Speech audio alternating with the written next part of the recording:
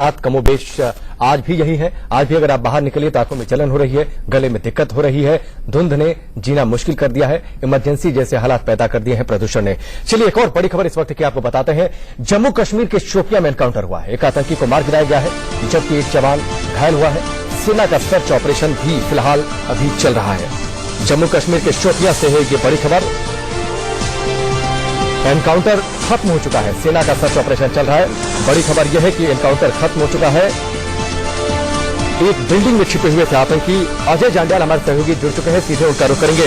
अजय, आप एनकाउंटर जो चल रहा था वो खत्म हो चुका है, लेकिन फिलहाल सर्च ऑपरेशन चल रहा है। एक जवान के जख्मी होने की खबर है। अपडेट क्या कुछ और आपके पास?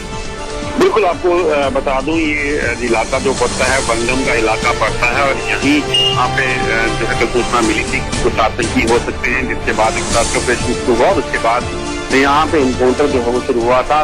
एक आतंकी को सफलता मिली है सुरक्षा बलों को मार गिराने में, और जो है जबकि एक जवान जो है वो भी इस एनकाउंटर में जो है वो जख्मी हुआ है। मगर सबसे बड़ी बात ये है कि ये इलाका जो है इस इलाके में बड़ा मुश्किल हो जाता है क्योंकि पब्लिक रहती है। ऐसे में आतंकी को मार गिराना एक बड़ी सफलता है। और वहीं आपको बताऊं, लगातार सर्जिकल स्ट्राइक के बाद जो आतंकी गतिविधियां तेज हुई थी, उसके बाद आतंकियों को मार गिराने के लिए जो एक मुहिम चली है सुरक्षा बलों की, उसमें एक और सफलता मिली है।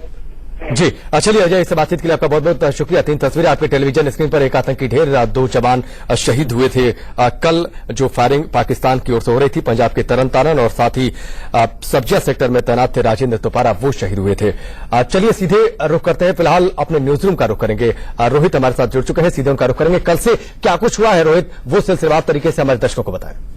बिल्कुल, देखिए राकेश, जैसा कि आप अभी बता ही रहे थे, ये भी जो लेटेस्ट अटैक पाकिस्तान की तरफ से हुआ फायरिंग, ये शोपियां इलाके में हुआ है, जो बॉर्डर का इलाका है। वहां पर पाकिस्तान की तरफ से हैवी मोर्टार और ऑटोमेटिक जो मशीन गन्स है उनसे फायरिंग की गई थी, और ये दरअसल किया गया था आतंकियों की घुसपैठ कराने के लिए। लेकिन 62 राष्ट्रीय राइफल्स के जवान और जम्मू कश्मीर पुलिस के जो जवान हैं वो पूरी मुस्तैदी से वहां पर तैनात थे। आतंकियों को रोका, मुठभेड़ हुई और इस मुठभेड़ में एक आतंकी मारा गया है। अब बताया जा रहा है कि 2 आतंकी भागने में कामयाब हो गए। दरअसल ये आतंकी एक बिल्डिंग में छिप गए थे वहां पास और फायरिंग कर रहे थे लगातार। उसके बाद बहादुरी से मुकाबला किया हमारे जवानों ने और एक आतंकी को मार गिराया। हालांकि एक हमारा सेना का जवान जख्मी हुआ है इसमें। अगर इससे पहले कि मैं बात करूं पुंछ की, तो पुंछ में गोलीबारी की गई थी पाकिस्तान की तरफ से, और वहां पर हार्ड लक रहा कि हमारे जो 2 जवान हैं वो शहीद हो गए थे पाकिस्तान की इस गोलीबारी में। राजेंद्र तुपारे जो कि इन्फेंट्री के थे और सिख रेजिमेंट के गुरसेवक सिंह तरन तारण के रहने वाले थे, वो शहीद हो गए थे। इससे पहले मैं बात करूं तो एलओसी के कृष्णा घाटी इलाके में घुसपैठ की 2 कोशिशों को हमारे जवानों ने नाकाम किया था।